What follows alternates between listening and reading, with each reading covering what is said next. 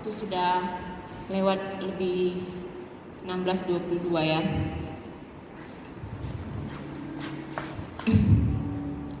Kita siapkan hati dan pikiran kita. Kita akan memulai ibadah kita saat ini. Kita bersaat teduh. Kita ambil sikap saat teduh. Kita bersyukur kepada Tuhan dalam hati kita sembari berdoa.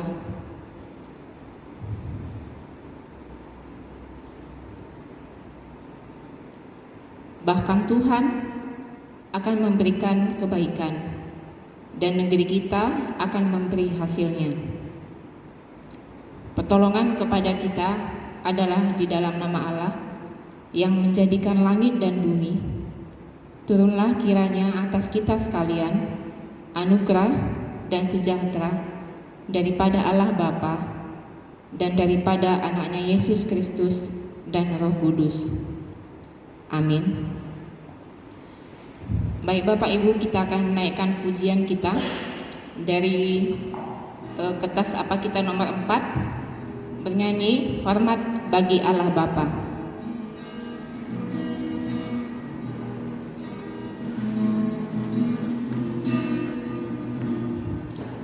Hormat bagi Allah Bapa, hormat bagi anaknya, hormat bagi Roh penghibur ketiganya yang esa.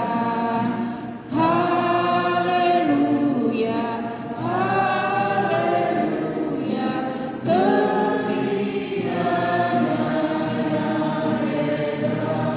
ayat 2. Hormat bagi kasih Allah yang turun ke dunia. Hormat bagi anak Bapa, Juru Selamat manusia. Haleluya, haleluya, Juru Selamat manusia.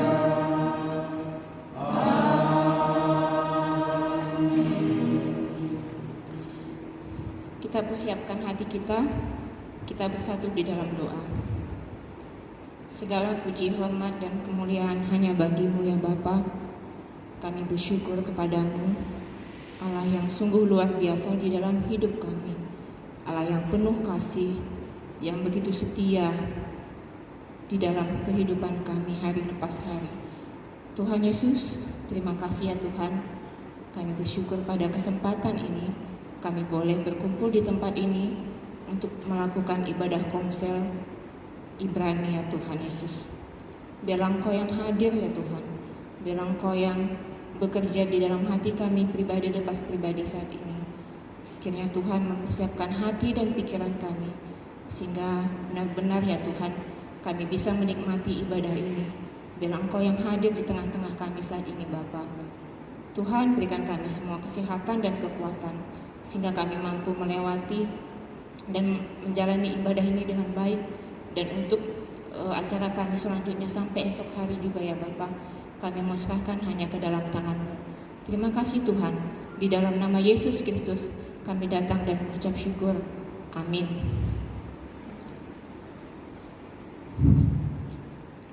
Kita akan bernyanyi kembali Kasih yang Sempurna.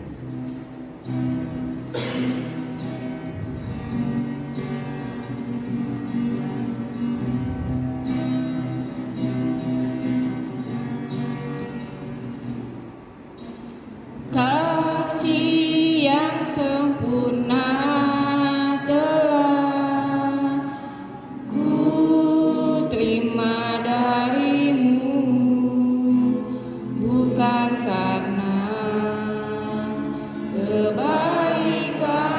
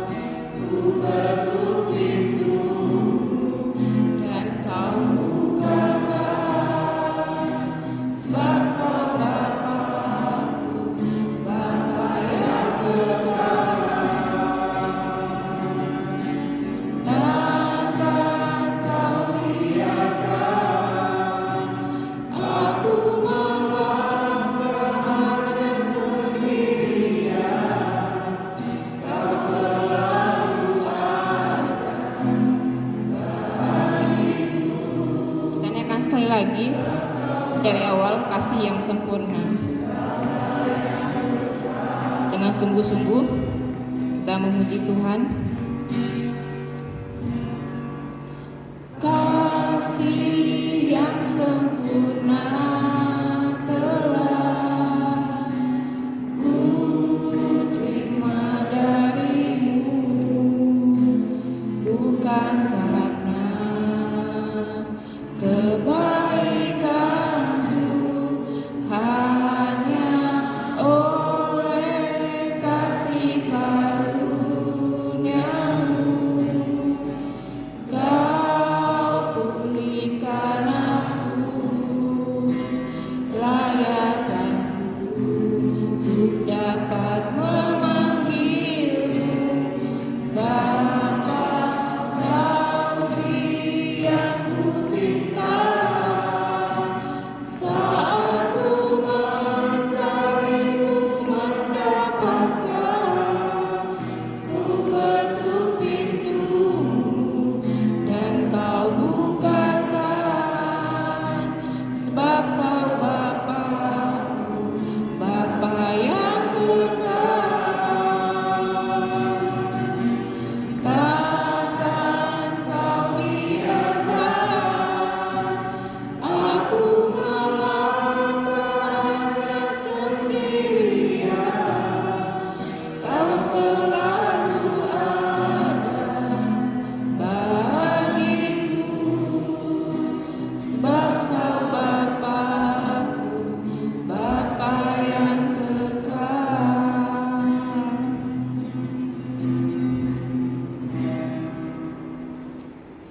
Di sini ada tertulis ruang kesaksian, tapi ini kita skip aja ya Bapak Ibu. Kita akan lanjut ke nomor 8, kita bernyanyi Hatiku Percaya.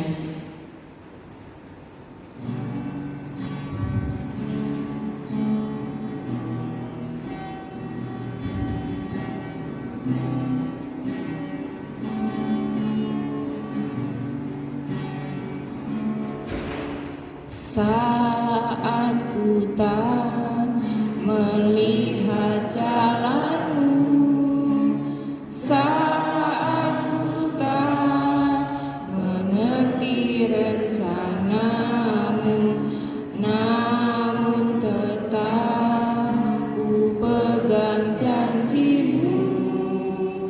Pengharapanku hanya padamu. Hatiku percaya, hatiku percaya, hatiku percaya,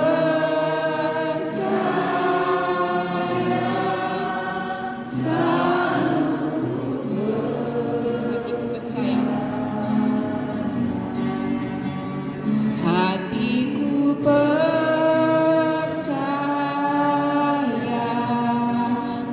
hatiku percaya, hatiku percaya, selalu ku percaya.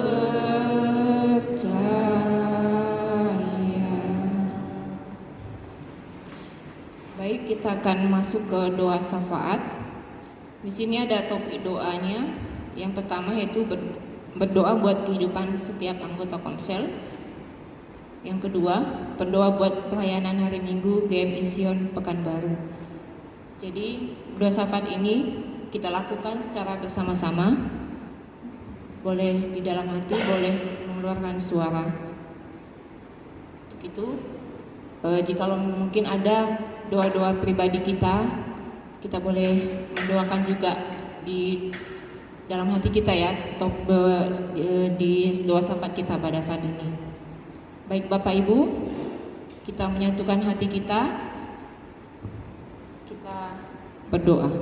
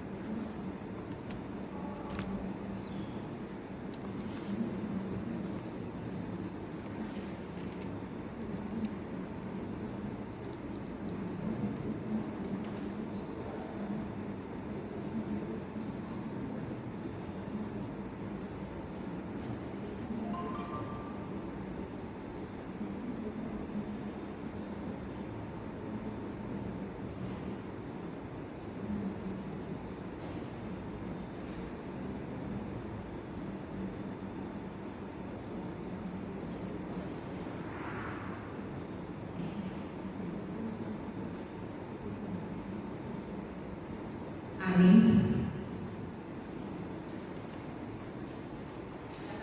Kita akan melanjutkan acara kita akan bernyanyi Sungguh Bangga Bapa sambil kita mengumpulkan persembahan. Setelah menyanyi kita akan masuk ke pembahasan konser yang dibawakan oleh Ibu Inang Pendeta.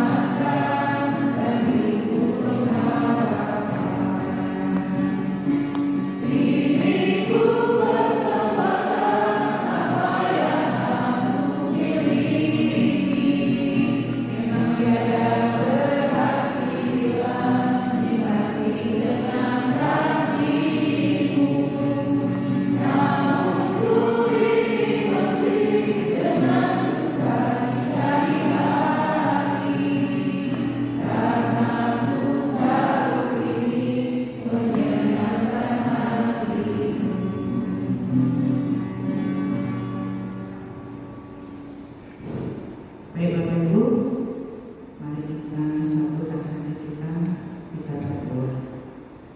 Tuhan Yesus, terima kasih kami ucapkan padamu. Sudah lama hal ini direncanakan Bapak, tetapi baru terwujud kali ini untuk yang kesekian kalinya.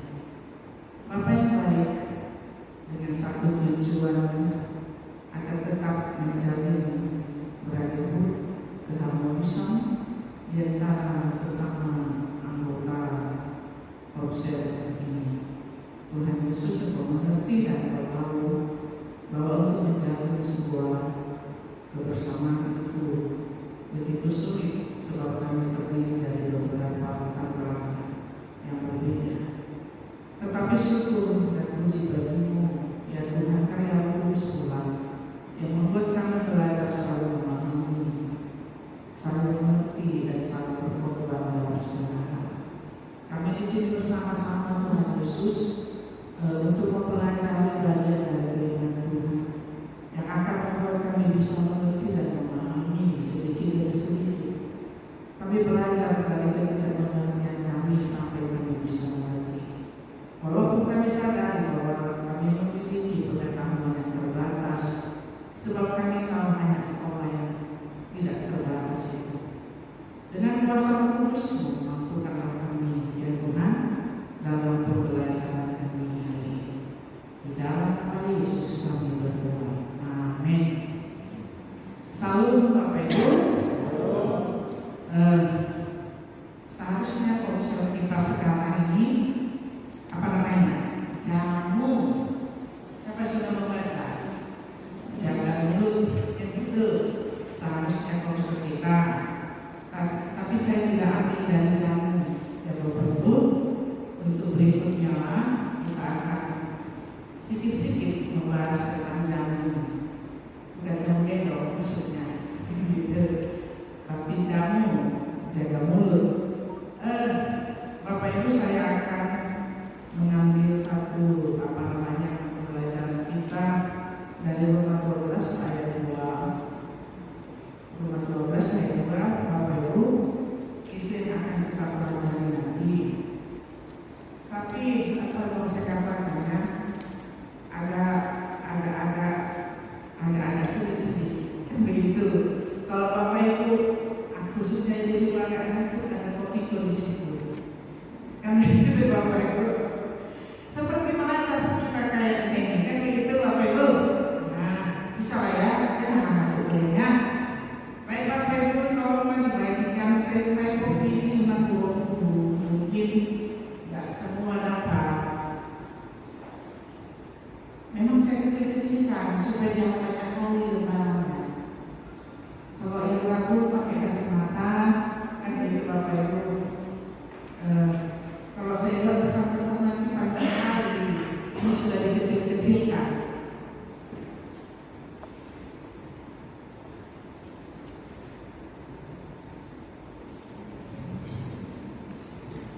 Kita membaca sampai saja. Amin Bapak Ibu. Ada hal yang kita petik saja dari sini yang kita pelajari sederhana, dikit-dikit aja. Yuk kita baca dulu Roma 12 ayat 2. Siapa bawaan kita? Kalau tidak bawaan kita, bawa HP yang ada alkitabnya. Tapi setelah dibaca jangan ganti. Begitu ngerti Bapak Ibu? Ya. Mari kita baca bersama-sama Roma 12 ayat 2. Kalau sudah, mari kita baca bersama-sama dua ayat. Janganlah kamu menjadi serupa dengan dunia ini oleh pembaharuan budi, sehingga kamu dapat membedakan manakah kehendak Allah, apa yang baik, yang berkenan kepada Allah dan yang sempurna. Jadi kita hanya akan belajar memahami pembaharuan akal budi. Ini yang supaya kita mengerti ya Bapak Ibu, sama-sama belajar kayak gitu ya. Saya memang agak membuat seni kan gitu Bapak Ibu. Kalau betul-betul makanan pasti ada kan begitu. Tapi hanya seni, campuran boleh besar-besar. Baik, mari kita perhatikan Bapak Ibu dari paragraf pertama. Dan kita ikuti ya. Kayaknya akan pulpen ini jadi masing-masing dikasih isi. Pak dicoret-coret, kalau tak dicoret juga kan begitu Bapak Ibu. Rasa syukur dan hormat kepada Allah kita yang penuh kasih dan yang telah memperkenalkan dirinya kepada kita di dalam Yesus Kristus, dan olehnya kita memperoleh keselamatan abadi. Harus disadari bahwa kita sangat jauh dari kata mengerti tentang Allah kita dan firman-Nya. Yesaya berkata bahwa seperti tingginya langit dari bumi, demikianlah tingginya jalanku dari jalanmu. Itulah sebabnya kita selalu bersama kepada Allah kita dalam banyak hal. Memang kita tidak pernah sempurna sampai kapanpun, tetapi Dialah yang menyempurnakan kita dalam perjalanan pada bumi sampai Dia sendiri yang akan menyempurnakan kita. Saat ini kita membahas tulisan Rasul Paulus kepada jemaat di Roma tentang pembaharuan budi. Memang tulisan Rasul Paulus khususnya surat Roma ini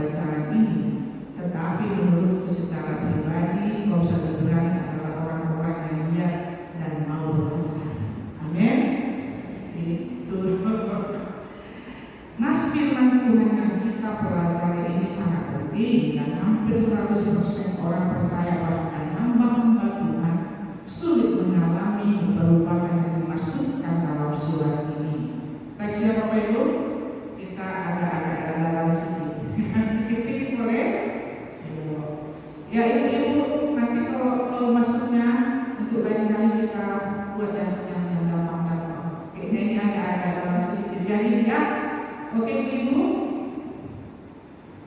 Baik, pembaharuan akal budi yang berpusat pada konsep berubah oleh pembaharuan budi yang disebutkan di Roma 12 ayat 2. Kitab suci menunjukkan bahwa unsur paling dasar dan penting dalam perubahan hidup seseorang adalah pembaharuan akal budi. Apa itu budi atau akal budi? Adalah pikiran, kecerdasan dan kesadaran manusia. Itu ya Bapak Ibu. Jadi kalau kita katakan perubahan akal budi itu supaya kita paham apa sebenarnya itu. Kenapa Rasul Paulus harus tuliskan begitu? Makhluk ciptaan lain tidak memiliki akal budi. Allah memberinya kepada kita karena kita diciptakannya segambar dan serupa dengannya. Kita adalah imago Dei Allah. Jika akal budi tidak diperbaharui, tidak akan ada perubahan yang nyata di dalam hidup. Karena semua perubahan berawal dari pikiran. Transformasi atau perubahan pikiran adalah hal yang sangat besar dan sangat sulit sekali untuk dilakukan. Karena kecenderungan alami pikiran manusia yang tidak sempurna adalah berpikir ke arah hal yang salah. Itu biasanya seperti itu. Asal itu kan begitu Bapak. Kan roti salah. Kalau makan kan begitu Bapak itu dari pembahasan kita. Melihat kita lebih cantik, ya sedikit ya.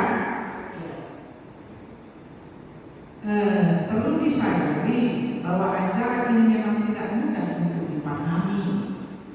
Jika kita memikirkan hal-hal surgawi, apakah akal kita juga sudah diperbaharui? Betul? Kan gitu Bapak Ibu? Betul? Jadi memikirkan hal-hal surgawi bukanlah memperbaharui akal budi. Kan hanya memikir, kan gitu Bapak Ibu? Surat Kolose 3 ayat 2 berkata, pikirkanlah perkara yang di atas, bukan yang di bumi. Kitab suci mengatakan, arahkanlah pikiran kita ke perkara yang di atas. Apakah maksudnya? Bukan berarti seseorang harus melewati dunia supaya bisa memikirkan perkara yang di atas. Atas sebenarnya kita sering keliru memahami sesuatu yang terlalu cepat, menilai urusan memahami secara dalam. Di dalam permukaan logika ini nampaknya benar. Jika kita lebih banyak membaca Alkitab dan lebih banyak memikirkan hal-hal yang diajarkan dalam Alkitab, secara alami kita akan mengumpulkan lebih banyak isi Alkitab di dalam otak kita. Dengan kata lain kita akan hafal lebih banyak isi. Akan tetapi apakah kita berarti kita sudah banyak mencerna? Tidak selalu. Orang yang banyak makan belum tentu bisa mencerna semua makanan yang dia tahu. Inilah prinsip yang penting untuk dipahami. Baik Bapak Ibu, kita baca dulu satu baris ini. Kalau ada pertanyaannya kemudian atau kita teruskan saja supaya dalam ya kita pahami. Perlu dipahami bahwa sebagian dari kita sudah menjadi jemaat selama lebih dari 10 tahun. Siapa lagi lagi? Semua ya, rata-rata sekitar 10 tahun. Dan banyak saudara seiman yang sangat rajin membaca Alkitab dan menjadi sangat terpengetahuan akan isinya.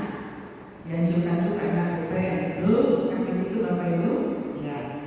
Jika ada orang yang mengutip sebuah ayat, mereka cepat tahu dari mana ayat itu dikutip.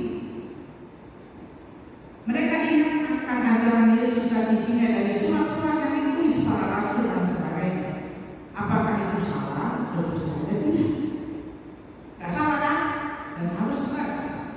Memang benar semakin rajin kita membaca, maksudnya semakin banyak kita baca Alkitab, maka pengetahuan kita akan isi Alkitab menjadi semakin banyak dan kaya.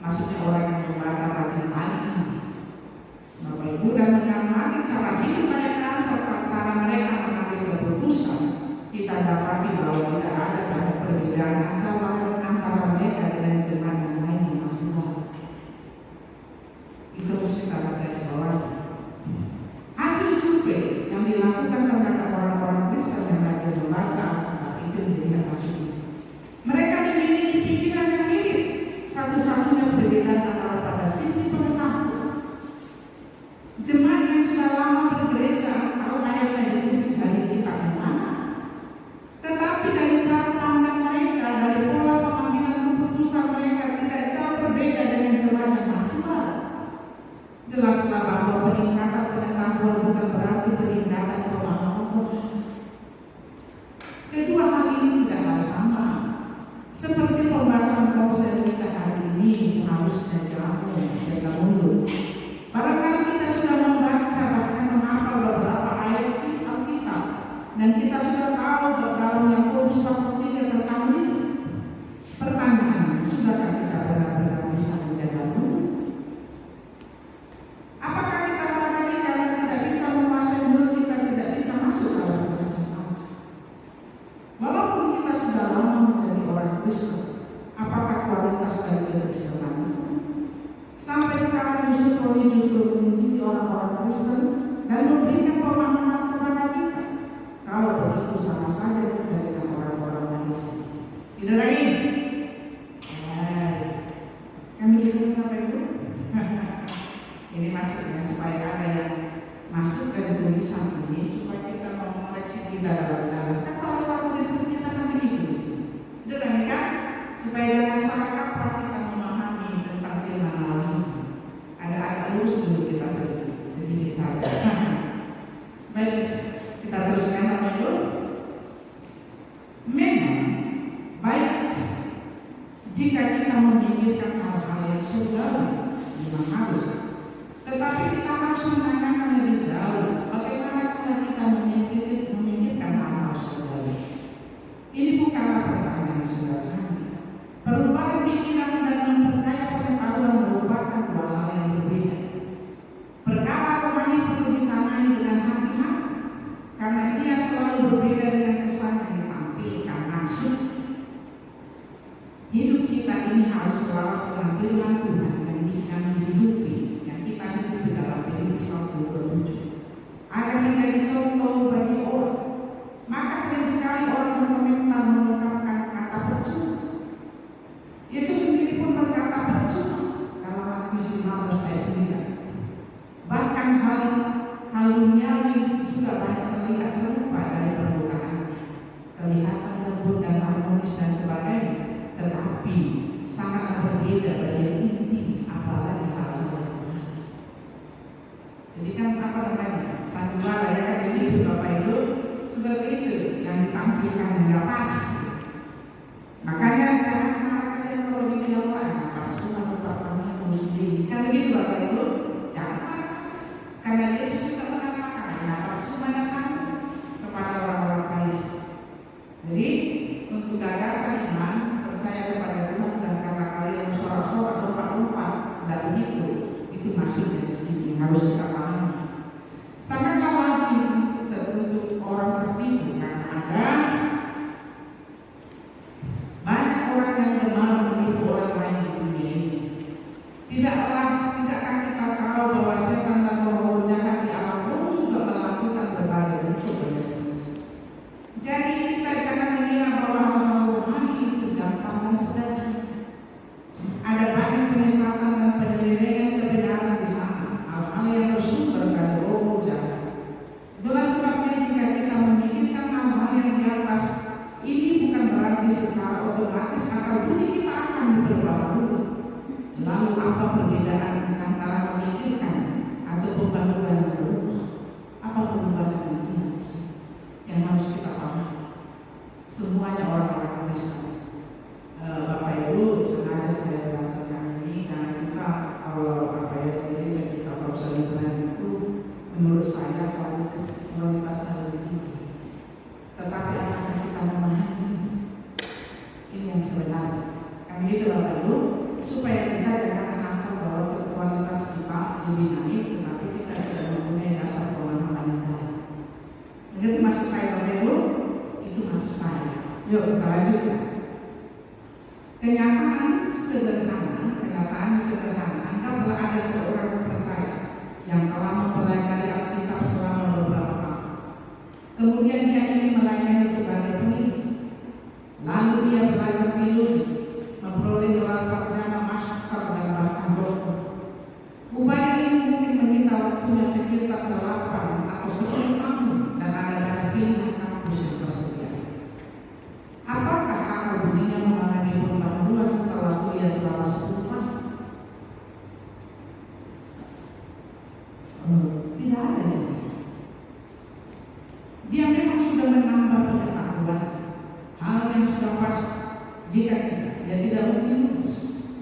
Jadi pengetahuannya sudah bertambah, tidak perlu diragukan lagi. Namun sangat menyedihkan melihat begitu banyak orang yang gagal mengenali perbedaan antara tambahan pengetahuan dengan perubahan pengetahuan. Perbedaan kedua hal ini seperti perbedaan antara langit dan bumi. Oleh sebab itu, jika ada orang yang percaya mengira bahwa pembaharuan akal budi berarti mencari tambahan pengetahuan, jelaslah ia tidak mengerti apa arti pembaharuan akal budi. Kalau begitu, apa yang dimaksudkan Rasul Paulus makna pembaharuan akal budi? Dalam Filipi pasal 3 ayat 7, akan tetapi segala sesuatu yang dahulu menguntungkan sekarang telah merugi karena Kristus. Rasul Paulus menjelaskan perubahan yang sangat besar. Hal yang dahulu kuanggap baik untukku, sekarang justru kuanggap berbahaya karena Kristus Yesus. Sekarang aku mengetahui bahwa hal tersebut bukan saja tidak berguna, justru sangat berbahaya bagiku. Pola pikir yang baru ini membutuhkan terjadinya suatu perubahan akal budi yang sangat penting. Jadi kan kalau kita memandang orang lain, contohnya apakah misalnya, tetapi dengan pola pikir kita yang sudah mengerti, kita hanya sama-sama mengerti Bapak Ibu, itulah dia. Contoh, ada orang datang, Imam Pendeta, kami akan meresmikan rumah tanggal sekian. Kenapa harus tanggal sekian? Kami sudah punya begini. Mengerti Bapak Ibu? Dengan maksud saya sudah bertanya timbul begini tanggal ini yang pas. Mungkin kita akan yang harus berkata, cuma tahu sudah cara masa dan seterusnya. Tetapi bagi orang yang sudah memahami pembaharuan akal budi di dalam arti terdalam dan sini, apa yang dikatakan masih begitu membahas tentang pengaruh. Mengerti Bapak Ibu? Masih sedikit. Makanya perlu proses belajar seseorang. Sulit untuk belajar. Itu maksudnya Bapak Ibu. Kita akan bisa memahami itu. Itu maksudnya di sini. Sebagai contoh, hal-hal seperti apakah yang kita pandang sangat berusaha. Apa yang penting Bapak Ibu? Ya, bagi kebanyakan orang promosi jabatan atau peningkatan gaji atau menikmati kemakmuran semakin banyak, semuanya ini merupakan hal yang wajib yang kita pandang sebagai bermanfaat. Betul Bapak Ibu? Itu yang sekarang kita tahu bahwa semuanya itu bisa membahayakan. Betul. Promosi jabatan dan tambahan gaji tidak selalu merupakan hal yang baik. Lebih baik kita memenuhi kebutuhan secukupnya saja. Memiliki terlalu banyak uang bisa membawa banyak masalah dan bisa sampai menyesatkan. Bisa. Promosi dan tambahan gaji juga ada tuntutannya. Seringkali berupa waktu dan upaya yang sangat yang dipakai lebih banyak lagi dan tidak ada hal yang gratis di dunia. Selain itu, sebagian orang menganggap bahwa bermain games, mengikuti medsos, menonton siaran pertandingan olahraga atau siaran TV lainnya sangat penting karena berbagai hiburan yang sangat menarik bagi mereka.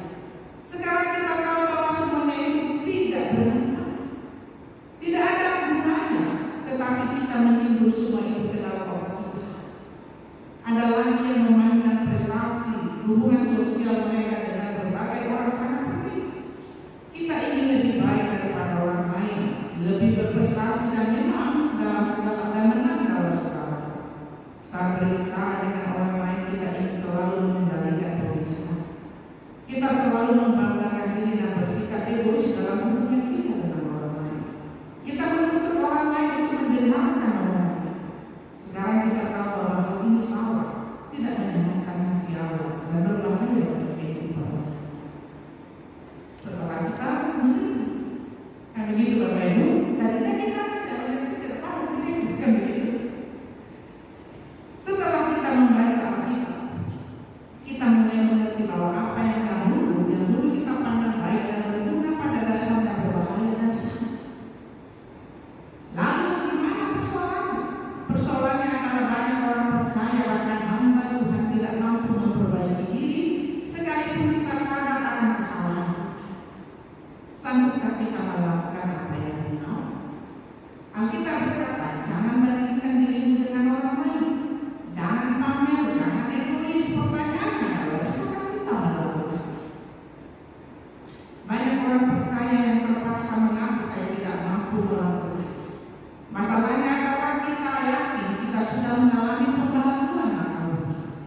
Kita sekarang tidak mampu menerapkannya dalam kita. Demikianlah banyak orang percaya yang merasa bersalah karena kita tahu bahwa kita sudah melakukan hal-hal yang seharusnya tidak kita perbuat. Kita menganggap bahwa pembaharuan akal budi itu berarti mampu mengetahui bahwa kita sudah bersalah tanpa mengaitkannya dengan kemampuan untuk menghindari perbuatan salah di dalam tindakan. Oleh karena itu, kita beranggapan bahwa akal budi kita sudah diperbaharui. Hanya penerapan yang belum bisa dicapai. Seperti yang dikatakan oleh Rasul Paulus di surat Roma, sebab apa yang aku perbuat aku tidak tahu, karena bukan apa yang aku perbuat yang kehendaki aku perbuat, tetapi apa yang benci itulah yang aku perbuat. Seperti inilah kebanyakan orang percaya mengartikan konsep pembaharuan akal budi. Hal yang aku inginkan dan yang aku benci sudah berubah. Yang masih kurang adalah kuasa untuk menghasilkan perubahan perilaku. Itu sebabnya aku sering melakukan hal-hal yang aku benci tanpa disadari. Paulus tidak menyuruh kita untuk memaksa diri berhenti atau melarang diri sendiri melakukan hal-hal tertentu demi mengikuti kehendak Allah. Jika kita harus memaksa diri untuk meninggalkan hal-hal yang tidak baik, berarti akal budi kita masih belum berubah sama sekali. Semua hal yang kita tinggalkan itu sebenarnya masih sangat menarik hati kita. Kita masih memandang semua itu sebagai hal yang bermanfaat bagi kita. Kita mengikuti aturan. Kita berhenti bukan karena niat kita berhenti walaupun sebenarnya kita tidak ingin berhenti.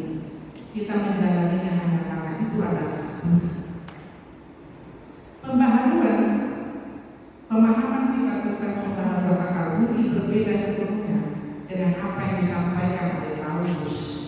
Kita mengira bahwa mengetahui apa yang baik dan apa yang jahat berarti sudah mengalami pembaharuan akal budi. Tetapi Paulus bahkan tidak berbicara tentang pembaharuan. Jika ayat 8 menerangkan hal ini dengan jelas, sungguh segala sesuatu akan budi dibandingkan dengan pengenalan akan Yesus Kristus Tuhan, yang jauh lebih berharga dari apapun.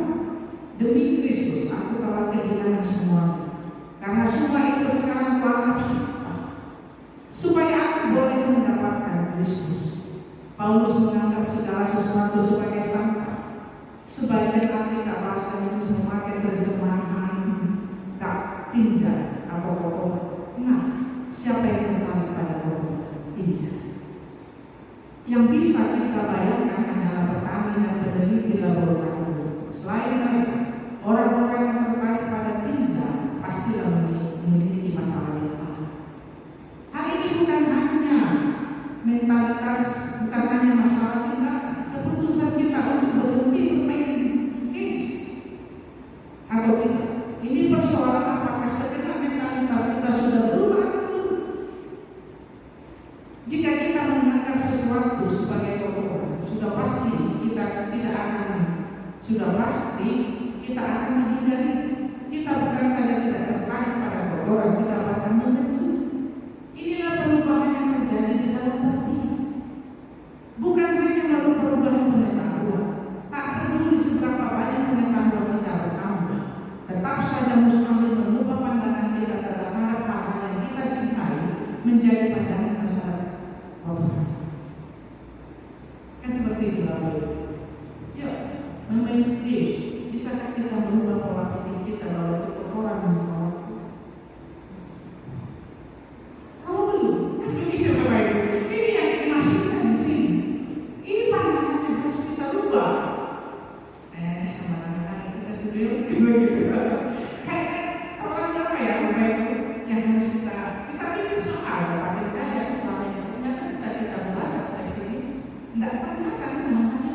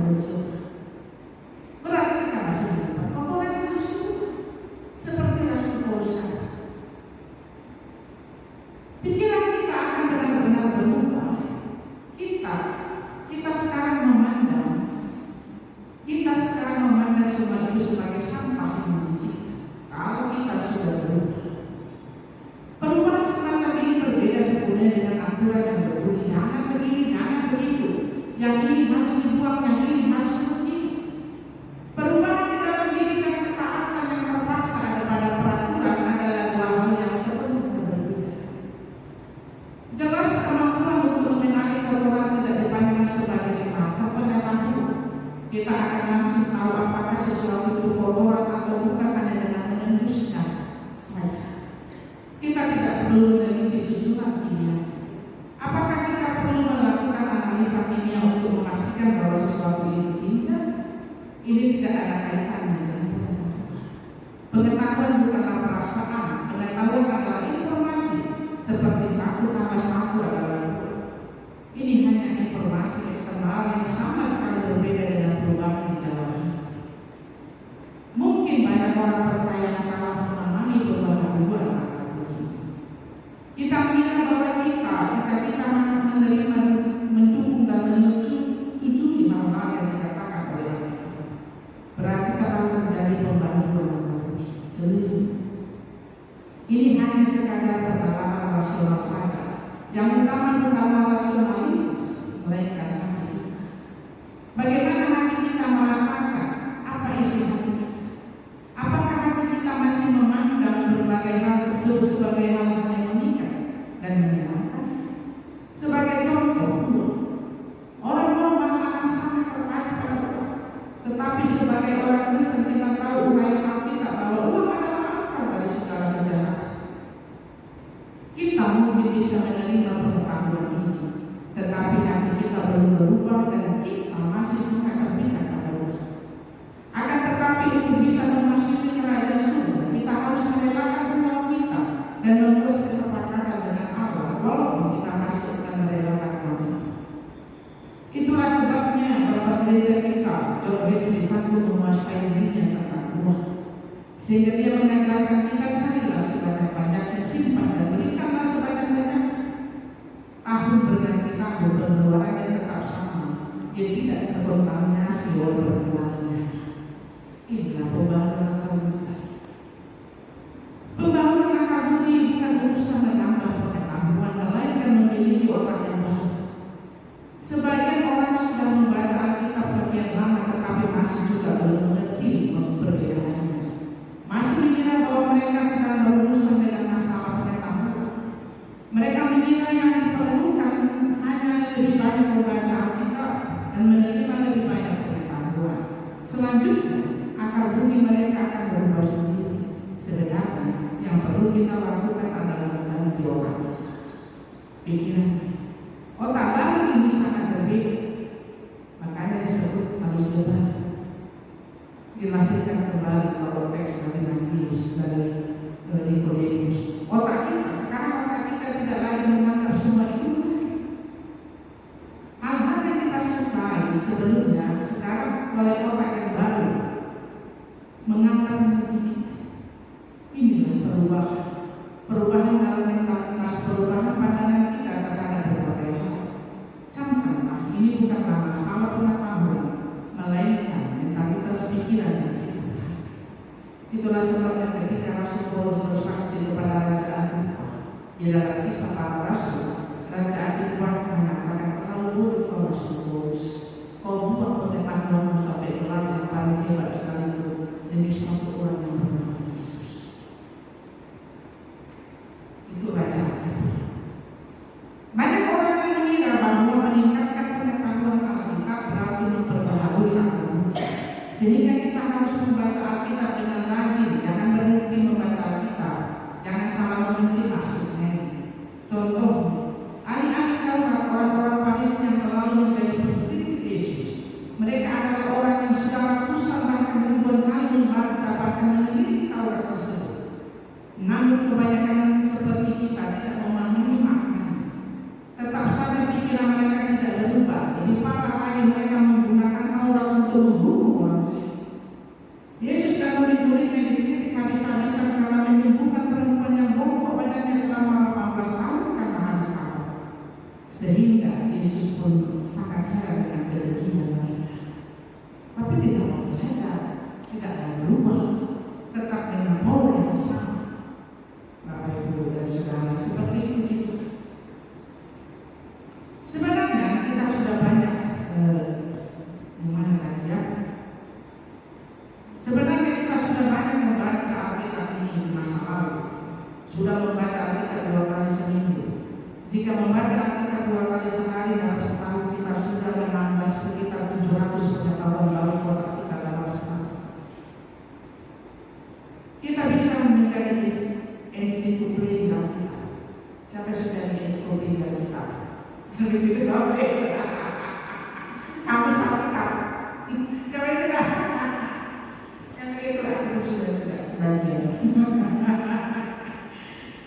Namun apakah akal budi kita sudah berubah? Ini masalah. Jika belum, kita hanya menjadi ensiklopedia berjalan. Sekalipun kita memiliki banyak data tersimpan di dalam otak kita, kita bisa mengutip ayat kita dengan mudah dan menyampaikan doktrin Alkitab setiap saat dengan orang lain. Tetapi apakah akal budi atau pikiran kita sudah berubah? Kita harus mengerti bahwa tanpa pengetahuan dan pembaruan akal budi adalah dua hal yang sama sekali berbeda.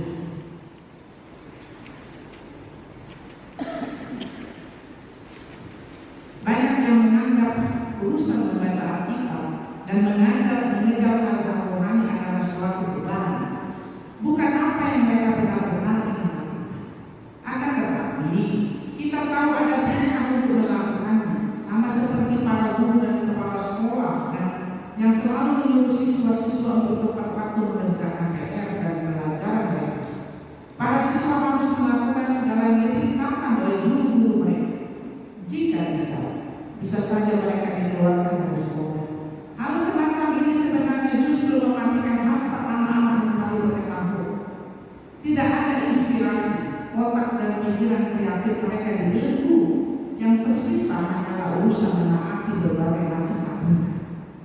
Inilah persoalannya. Banyak orang Kristen yang belum diperbaharui akal budi. Kita hanya sekedar menuruti aturan. Kita menjalankannya tetapi tidak memilikinya. Kita tidak merasa merdeka. Kita tidak memandang urusan menjalankan acara sebagai hal yang menarik bagi kita. Perlu kita sadari dan pahami bahwa transformasi yang sejati selalu dimulai dari dalam. Jika batin kita belum berubah, tetapi kita memaksakan diri untuk berubah di sisi luar, kita tidak akan pernah bisa bertahan. Mungkin akan ada beberapa pencapaian kecil karena kita memang bisa meraih prestasi dengan kekuatan manusia. Tetapi kita tidak akan dapat melangkah jauh. Kita akan menjadi biasa-biasa saja dan tidak stabil dalam kehidupan rohani serta pencapaian. Dalam Roma 8, 14-15, sebab semua orang yang dipimpin roh Allah adalah anak-anak Allah. Berarti orang berbeda. Sebab kamu tidak menerima roh perbudakan lagi yang menyebabkan ketakutan, tetapi kamu telah menerima roh yang telah mengangkat kamu menjadi anak-anak Allah melalui roh. Itu kita berseru di apa yang Bapa. Jika roh itu ada di dalam kita, kita mau berdiri. Niat baik perbuatan batin yang ada di dalam itu dari seharusnya. Ada dua jenis roh yang disebutkan di ayat ini. Yang pertama adalah rohani, yaitu roh yang datang dari Allah. Bagi kita yang memiliki rohani, perkara-perkara rohani sangat menarik hati, sangat kita suka, tetapi kita akan memandang hal-hal duniawi sama sekali tidak berharga dan tidak berat. Ini adalah perubahan yang dihasilkan oleh roh yang baru. Jenis roh yang lain adalah roh berbudak. Budak bisa merupakan seorang pekerja keras dan setia karena mereka bekerja siang dan malam. Sebagian orang bisa dia belajar saat menghadapi ujian untuk memperoleh nilai yang bagus. Akan tetapi ini bukanlah perubahan hidup, hanya sekadar penambahan pengetahuan dan mereka memaksa diri untuk menyerap banyak pengetahuan, sama seperti pola pendidikan mereka. Sebab sebagai akibatnya, malah seluruh proses belajar kita merasa menyenangkan. Tidak ada kebebasan dan kemerdekaan. Sebaliknya mereka merasa harus menanggung banyak beban. Inilah perbedaan di antara kedua. Jika akal budi kita berubah, secara alami kita akan memiliki cara pandang yang berbeda. Inilah seharusnya cara pandang yang berbeda. Dan kita akan menjalaninya dengan sukacita, bukan karena terpaksa oleh aturan. Sebagian orang mengira bahwa kita harus memenuhi pekerjaan tertentu sekalipun mereka tidak menyukai. Jika kita tidak dijalani, kita mengira akan masuk neraka. Ini tidak benar. Yang penting bukanlah apa yang kita lakukan atau yang tidak kita lakukan, melainkan hal apa yang menarik kita.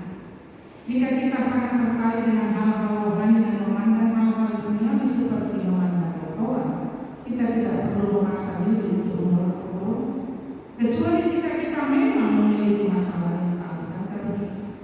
Jika kita harus memaksa diri untuk menolak kotoran, itu berarti kita masih memandang hal-hal duniawi sebagai hal-hal yang berharga di mata. Ibarat orang yang memandang dunia.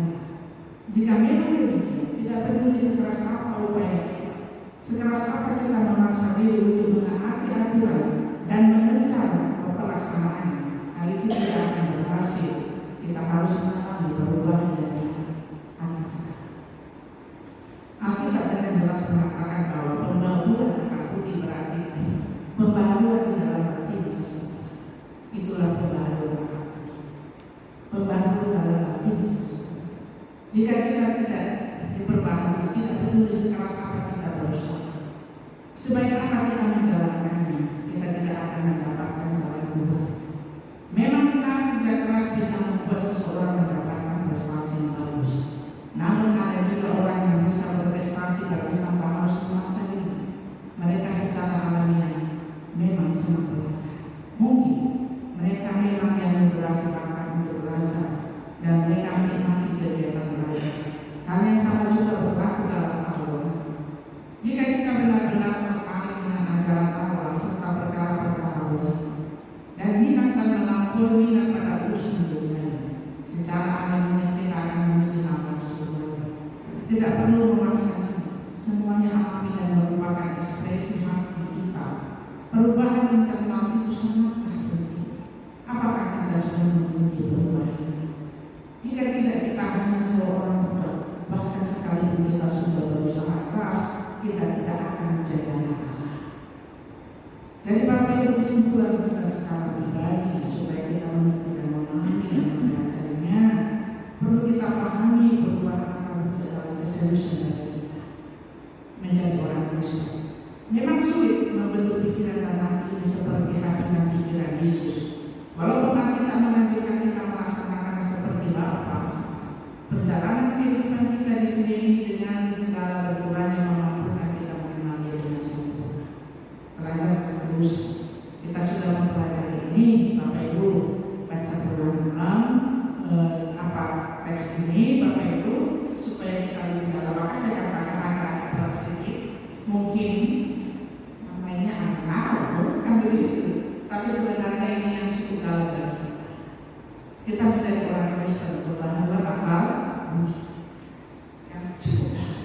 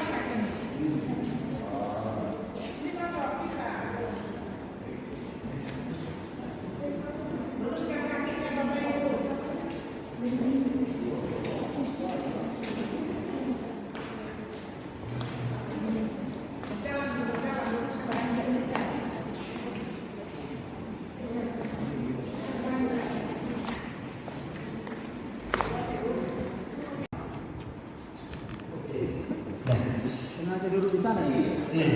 Kenapa supaya satu sana kemudian di sini? Di situ jadi moderator kan. Oke, nah Bapak Ibu, kalau kita ikuti tadi benar-benar sungguh-sungguh, saya lihat tadi memang sungguh-sungguh semua. Waktu mengikuti ini, diam, ada yang agak tunduk-tunduk pelan-pelan. Jadi artinya Bapak Ibu bisa mengatakan pembahasan ini luar biasa begini. Agak dalam sebenarnya kalau kita mau serius mengikuti ini. Bagaimana kita tadi dibukakan wawasan bahwa ketika terjadi perubahan akal budi, maka sesuatu yang sangat awalnya kita cintai tanda petik pun bisa berubah menjadi sesuatu yang paling menjijikkan. Ketika yang sesuatu yang kita cintai itu sudah membuat kita menyimpang dari Tuhan, terjadi perubahan akal budi, maka sesuatu yang awal kita cintai bisa berubah menjadi sesuatu yang paling menjijikkan. Jadi tolak ukur keberhasilannya di situ. Kalau sebagai contoh tadi games atau handphone, ya, tadi waktu ini disampaikan ke pendeta, Pak Martin langsung gelisah. Mungkin agak terikat dengan games itu pendeta, tapi nanti tanyalah anak itu. Jadi itu contoh-contoh yang apa ya? Saya pikir sangat baik. Saya juga baru dapat pemahaman ini dari pendeta, bahwa sampai sebegitunya lah ketika terjadi perubahan akal budi. Apa yang selama ini kita cintai terlalu berlebihan dan itu membawa kita menyimpang dari Tuhan, terjadi perubahan akal budi, itu bisa menjadi sesuatu yang menjijikkan. Tadi analoginya seperti tinja. Menarik sekali bahasa tadi. Tidak perlu kita pakai ilmu pengetahuan tentang tinja kan gitu Bu Pendeta ya. Kita tanya dulu unsur kimianya bagaimana. Ini terdiri dari F2SO4 C3 16 tidak perlu baru kita tinja. Tidak perlu. Itu kan itulah pengetahuan. Tapi ketika perubahan akal budi, kita langsung mengetahui bahwa yang tidak baik itu jangan dilakukan. Semua yang kita lakukan secara berlebihan itu sudah menjadi sesuatu yang harus kita ubah paradigma kita. Segala hal. Saya menangkapnya di situ pendeta. Main handphone ya benar perlulah. Kadang-kadang untuk stres, ya mengobati stres kita scroll TikTok kan. Tapi kalau terus-terusan kita scroll TikTok sampai stres, ada sesuatu yang harus diubah. Kan begitu ya. Tadi awalnya kita scroll TikTok supaya jangan stres. Tetapi ketika berlebihan, kita scroll TikTok sampai stres. Berarti ada sesuatu di sini. Scroll TikTok itu harusnya sudah menjadi tinja. Ketika itu sudah berlebih. Saya sangat diberkati dengan ini, Bu Pendeta. Maka perubahan akal budi itu akan membuat kita mengerti apa yang baik. Itu tadi di ayat di lanjutan kalimatnya kan, apa yang baik, apa yang berkenan kepada Allah dan yang sempurna. Kita akan mengerti di sini. Namun mampukah kita merubah akal budi kita? Tadi saya coba pelajari Bapak Ibu bahwa berubah akal budi itu menjadi serupa dengan dunia itu kalau diambil dari bahasa Yunani kita itu pasif. Artinya bukan kita yang menjadi serupa dengan dunia, tetapi dunia yang berupaya untuk mempengaruhi kita. Jadi sifat kita itu di situ pasif. Oleh karena itu yang perlu adalah bahwa jangan mau kita dipengaruhi oleh dunia. Berarti masih ada peluang di situ untuk tidak terpengaruh oleh dunia. Jadi saya menangkapnya dari apa yang dibahas tadi. Ada peluang kita Pak untuk tidak menjadi serupa dengan dunia. Kalau dalam bahasa aslinya kita masih dipengaruhi oleh dunia. Berarti memungkinkan untuk kita tidak dipengaruhi. Ada peluang di situ. Nah, jadi kalau itu bisa kita lakukan, bertahan, defense untuk tidak dipengaruhi. Defense-nya melalui apa? Melalui pengenalan pembelajaran kecintaan terhadap firman Tuhan yang disampaikan oleh pendeta tadi. Sehingga kecintaan kita terhadap firman Tuhan itu bukan hanya sebatas pengetahuan. Kalau kita hanya sebatas pengetahuan, tadi Bu Pendeta membuat di sini bahasanya kita hanya seperti ensiklopedia Alkitab. Kalau ditanya di mana tertulis ya begini, kita langsung tahu. Itu kalau sebatas pengetahuan. Tapi ketika kecintaan terhadap firman Tuhan itu kita jadikan sebagai defense kita untuk tidak dipengaruhi oleh dunia, maka tidak hanya sebatas pengetahuan. Saya lupa di mana, tapi kalau saya tidak salah di Yakobus 4 ayat 17. Mari kita buka dulu, Bapak dan Ibu. Yakobus 4.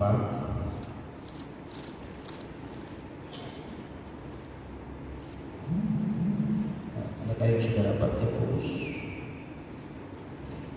4 ayat 17 ya? Kita baca sama-sama. Jadi jika seorang tahu bagaimana ia harus berbuat baik, tetapi ia tidak melakukannya, ia berdosa.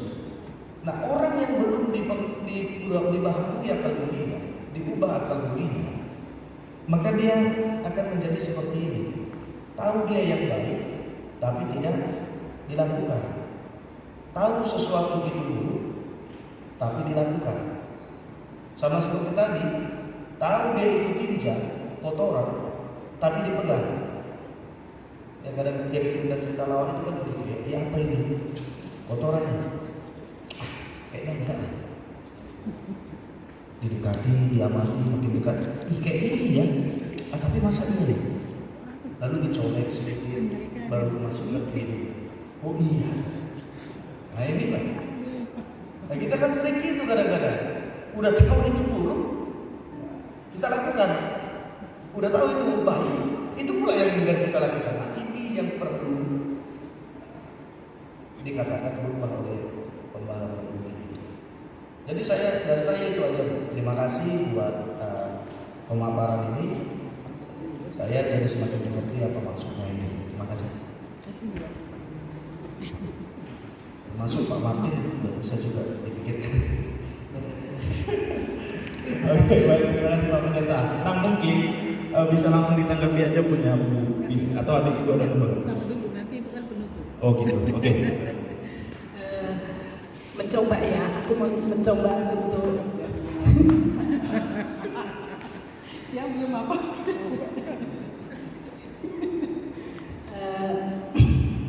Begini tadi kalau nggak salah aku nangkepnya pertanyaannya kenapa orang bisa seperti ini, artinya ininya itu dia jelas sama Tuhan gitu ya maksudnya. Aku enggak gitu pertanyaannya tadi. Aku mencoba mengingat ini kan. Aku ada gambar. Itu aku ada gambar hati. Kalau sekolah minggu memang selalu pakai olahraga. Jadi kan ini mengingatkan aku juga lagi sebenarnya belakangan ini.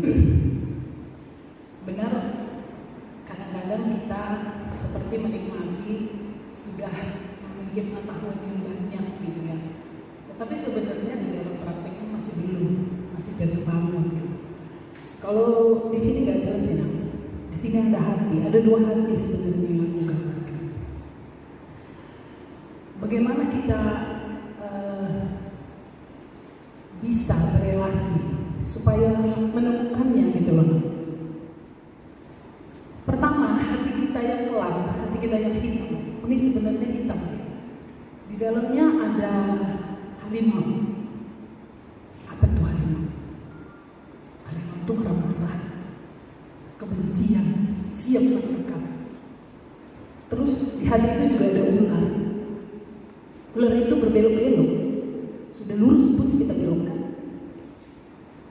Gitu ya. Udah jelas pun kita bilang masih kurang. Terus ada kura-kura, ada kemalasan. Kura-kura itu kan malas, jalannya lambat, agak gesit ya. Kemalasan itu masih disimpan di dalam hati. Terus ada merak, burung merak maksudnya. Burung merak itu lambang kesombongan, keangkuhan. Itu yang masih menguasai hati kita. Itu yang masih mendominasi kehidupan kita. Sehingga Alkitab, Tuhan Yesus, Roh Kudus, dia di luar. Terus yang kedua, nomor hati yang kedua, kalau semua isi hati yang gelap tadi di dalamnya ada harimau, ada ular, ada kura-kura, ada babi, ya babi ada satu lagi, terodok kesana kemari, ya rakus ya, dia rakus, kerakusan seperti itu ya. Itu diganti keluar.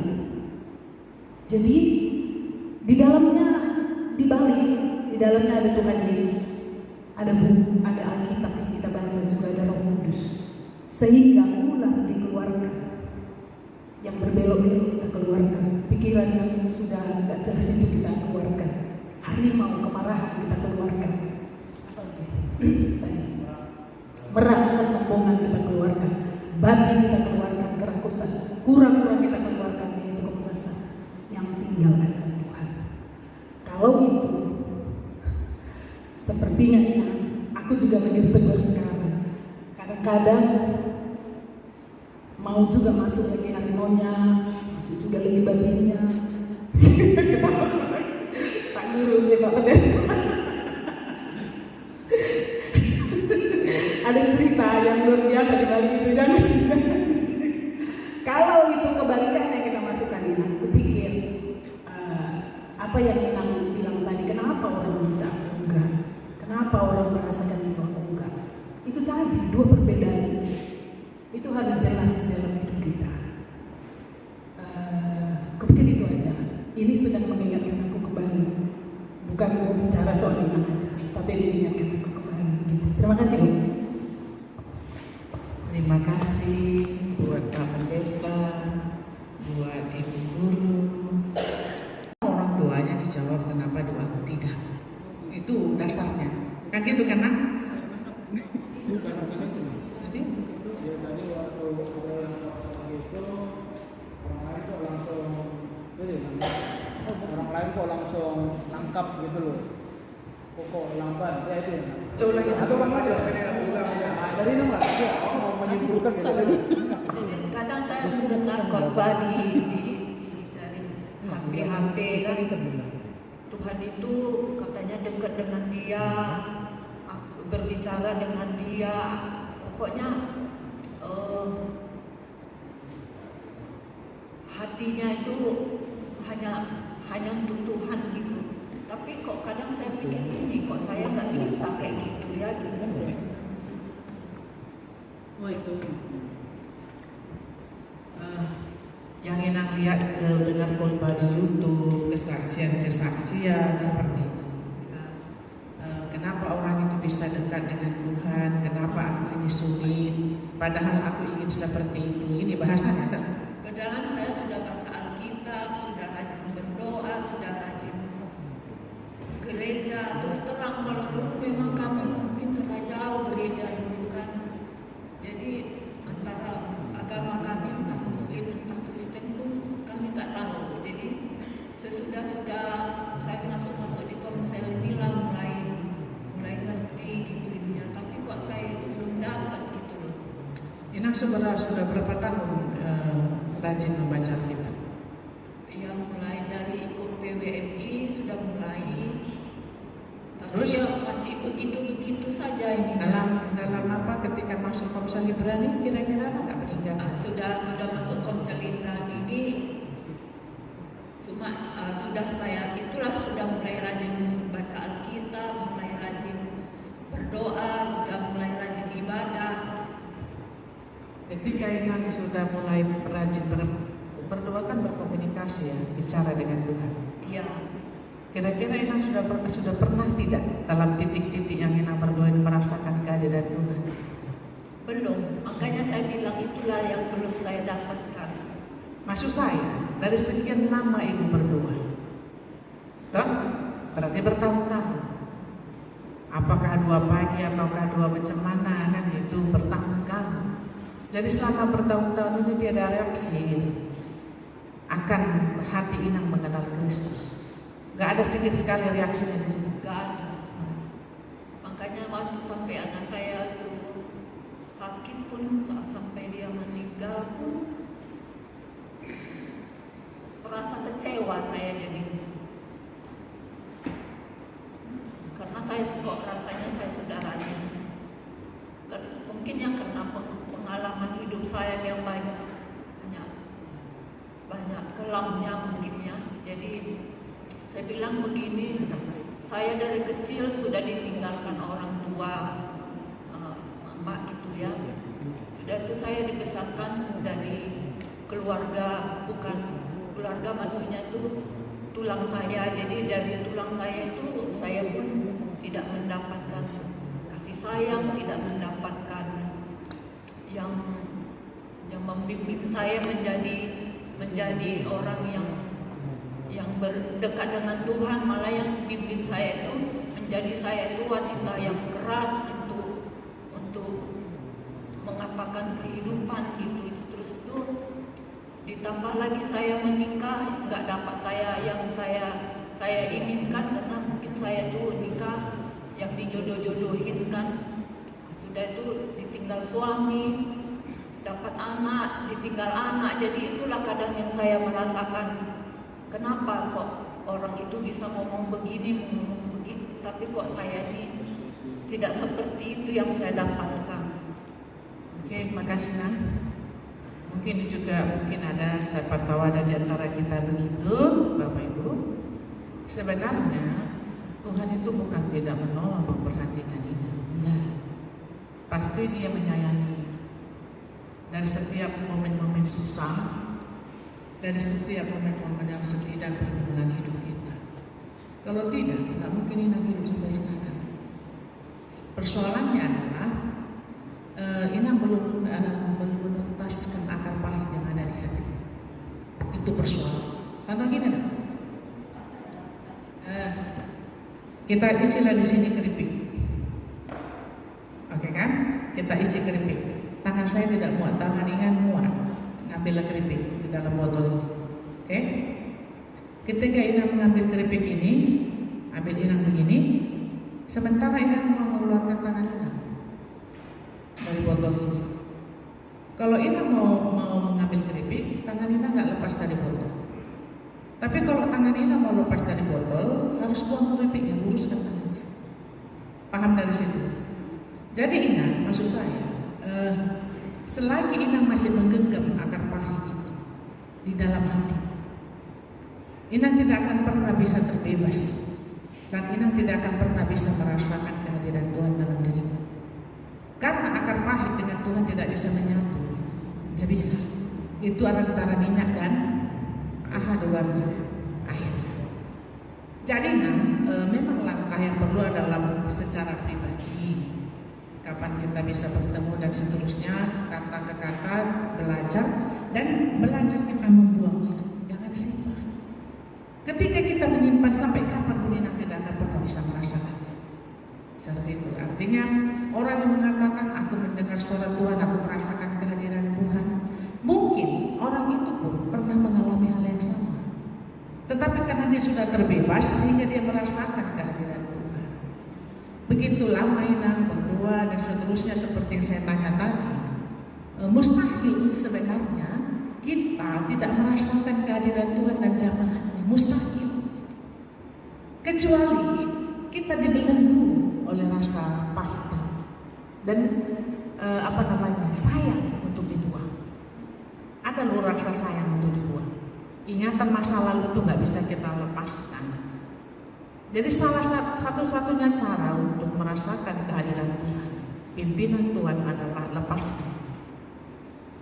Gitu nah. Itu satu-satunya cara. Kalau nggak bisa juga. Jadi jangan katakan bahwa Tuhan itu tidak baik. Aku mengalami penderitaan sana sini, kegelapan dan seterusnya. Bukan Tuhan yang tidak mau. Kita yang sulit melepaskan itu. Artinya, kalau Inang mau, Ini kan harus langsung aplikasinya. Nah, begitu Bapak Ibu, solusi jalan keluar kan begitu. Supaya jangan hanya sebuah pertanyaan. Karena kami semua yang ada di sini di Komsel Ibrani ini, kami semuanya mendukung Inang mau dibebaskan. Amin. Itu supaya berikutnya jangan ada pertanyaan, berikutnya adalah kesaksian bahwa Inang sudah menang. Caranya adalah kalau Inang mau konsisten untuk belajar, ayo datang. Kita buat waktu kita untuk membebaskan akar pahit. Karena itu adalah masalah penginjilan pribadi, nggak bisa sama-sama. Itu masalah. Kalau Inang bertekad ke situ, itu saja jalan keluarnya. Supaya merasakan bisa sama saya, bisa sama Pak Pendeta untuk menuntaskan akar pahit yang Inang simpan selama bertahun-tahun, selama hidup. Itu jalan keluarnya. Oke, gimana nak? Artinya kesempatan udah diberikan sama Bu Pendeta, bisa sama Pak Pendeta. Artinya kan sebenarnya ketika kami pun mendengar sebenarnya ini pertanyaan dan pernyataan Inang yang berulang-ulang kami dengarkan seperti itu.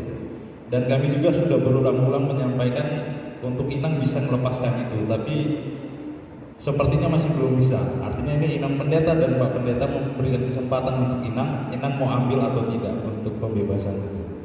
Kembali ke Inang lagi, Inang mungkin bisa komunikasi ke Ibu Pendeta dan Pak Pendeta. Ya Nang ya, seperti itu. Inang harus nge-push diri Inang juga. Inang nggak bisa terus orang lain bisa bantu, belum tentu. Jadi Inang dulu yang harus tetap bisa berjuang untuk bisa bebas dari situ. Menurutku gitu Nang. Oke. Mumpung Ibu Pendeta sama Pendeta masih di sini Nang, nggak tahu tahun depan apakah masih di sini atau tidak. Kita nggak tahu kan. Belum tentu dapat pendeta pengganti kita kayak Ibu Pendeta dan Pak Pendeta. Iya kan? Seperti itu. Jadi ya ada kesempatan ambil. Itu sih. Baik Bapak Ibu, selanjutnya kami persilakan. Silakan Pak Jajan.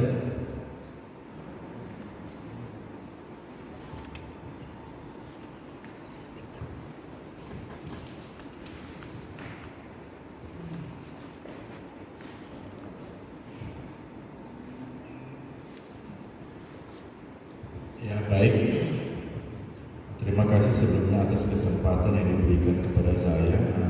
Tadi saya sudah mengikuti pemaparan tentang pembaharuan akal budi ini.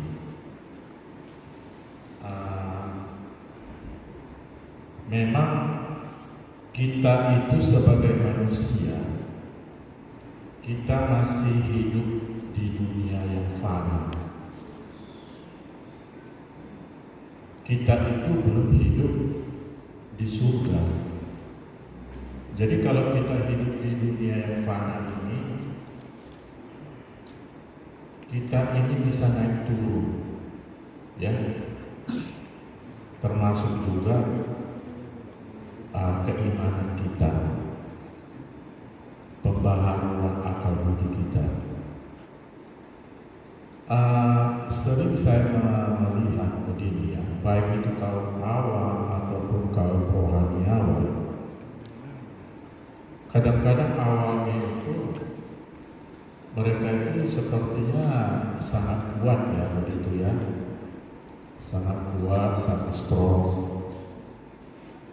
Lalu kita mengidolakan dia, tapi pada akhir-akhirnya juga mereka down, ya, juga sad ending. Artinya pada bagian akhirnya itu ceritanya nggak mengenakan begitu. Walaupun dia misalnya apa gitu ya, awal-awalnya itu dia sangat luar biasa sekali. Saya ambil sebuah contoh yang mungkin saya salah, nanti bisa Bapak dan Ibu yang lebih berpengetahuan bisa meluruskan. Kalau kita lihat sejarah, ya, karena sejarah kita harus tahu ya, ada yang namanya tokoh Karmak. Karmak itu adalah seorang tokoh komunis, ateis.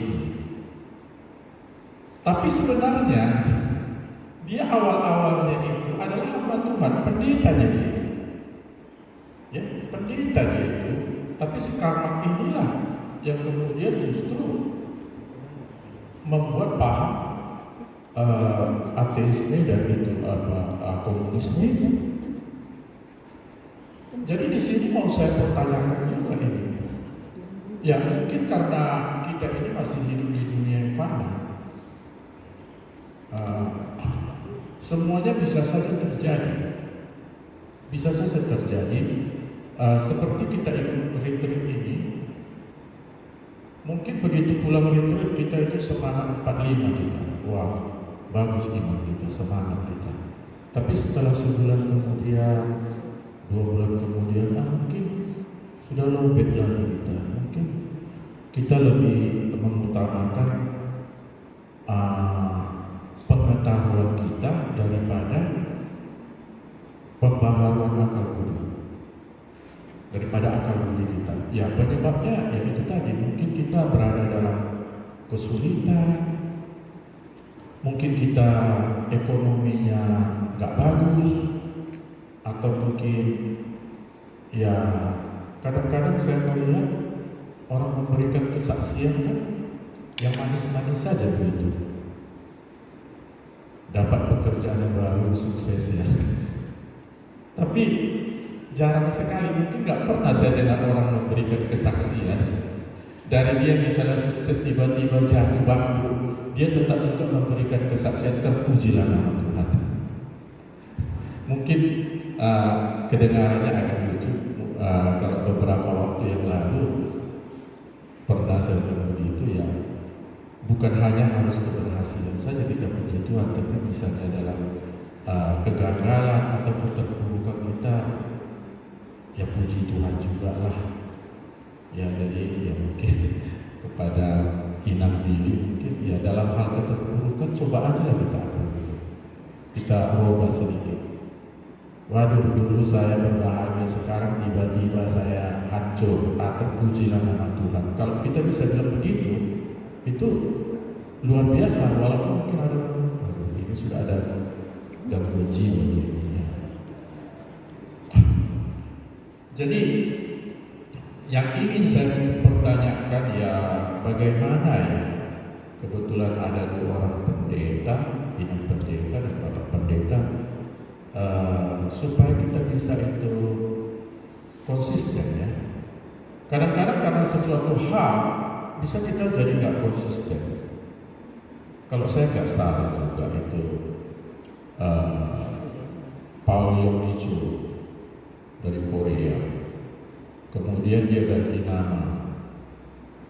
Ya kalau nggak salah ya, mungkin bisa dikoreksi saya oleh Pak Rusina.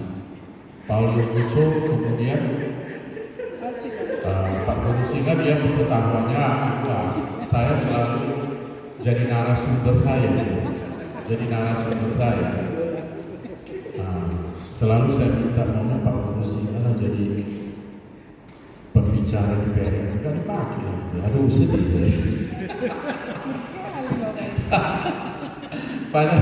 Padahal ilmunya sangat tinggi. Jadi Paul Yong-Nicho itu entah kenapa, karena mungkin dianggap itu nggak populer namanya, dia ganti namanya ya Pak ya. Jadi David Yong-Nicho. Anak David Yong-Nicho. Kemudian anaknya itu juga melenceng.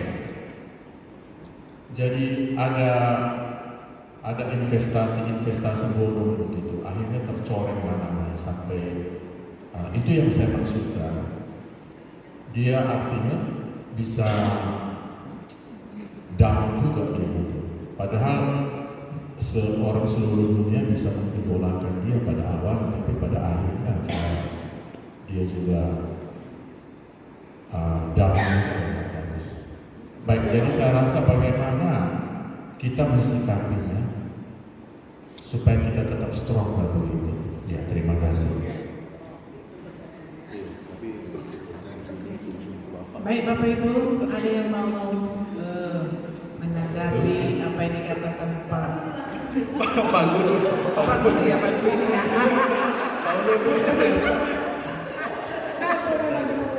Tadi kan kata Bapak itu narasumbernya Bapak dulu. Kemampuannya juga gitu. Ayo siapa yang bisa menanggapi kata Pak Silakan Bapak Ibu. Johnson? Pak Pendeta bisa?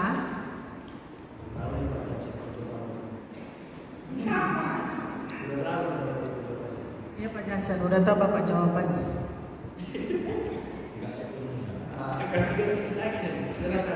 Nggak seluruhnya sedikit lagi kan. Saya perhatikan apa yang Bapak katakan tadi dari Karmar sampai ke Ayub kan itu, sampai ke apa namanya, ya masalahnya kalau dikatakan kita masih di dunia, kita masih di dunia, kita masih ada 3 kali yang saya garis bawahi kata Bapak itu kita masih di dunia. Bahasanya apakah kita bisa mungkin melakukan itu? Karena contoh-contohnya adalah hamba-hamba Tuhan yang gagal. Kan begitulah kira-kira intinya. Kan begitu kan Pak? Contohnya kegagalan itu terdapat di Paulus Bicu atau hamba-hamba Tuhan yang lain. Jadi yang mau saya katakan begini, kita masih di dunia. Memang siapa bilang kita di surga Pak? Kan itu memang di dunia. Persoalan yang kita hadapi kita masih di dunia, memang betul. Kalau di surga nanti tak ada lagi persoalan. Uji kualitas kita di dunia bukan di surga. Karena di surga adalah sudah tempat yang jelas bagi kita yang sudah lulus dari dunia. Jadi bagi orang yang sudah lulus dalam pergumulan dunia, tetap menang dalam perjuangan itu akan masuk ke tempat yang sudah lulus dari surga. Makanya Rasul Paulus katakan bahwa aku ini bukan petinju sembarangan. Apa artinya itu, Bapak Ibu? Aku bukan petinju sembarangan. Aku nggak asal-asalan menjadi pengikut Kristus. Kan itu katanya. Aku bukan pelari sembarangan. Aku pelari hebat dan aku harus juara. Itu Rasul Paulus katakan. Dunia tidak akan pernah bisa membuat kita juara. Betul? Dunia tidak akan pernah berusaha untuk menghambat pemahaman kita tentang Kristus. Dunia akan menghambat kedekatan kita, perjuangan kita menyeberangi gurun. Kita sekarang kan di dunia ini kan padang gurun, kayak orang Israel. Siapakah yang akan lolos nanti dari padang gurun? Makanya liku-likunya banyak. Gak usah sampai kita ke Paulus Bicu. Murid Yesus salah satu pun, Yudas Iskariot, auto. 12-nya murid Yesus. 12 sedikit sekali pagi sore siang malam sama mereka. Makan sama, tidur sama, mendengarkan firman Tuhan, bahkan melihat mujizat auto. Apalagi sekedar Paulus Bicu, kan gitu loh Bapak Ibu. Apalagi sekedar hamba-hamba Tuhan, betul itu.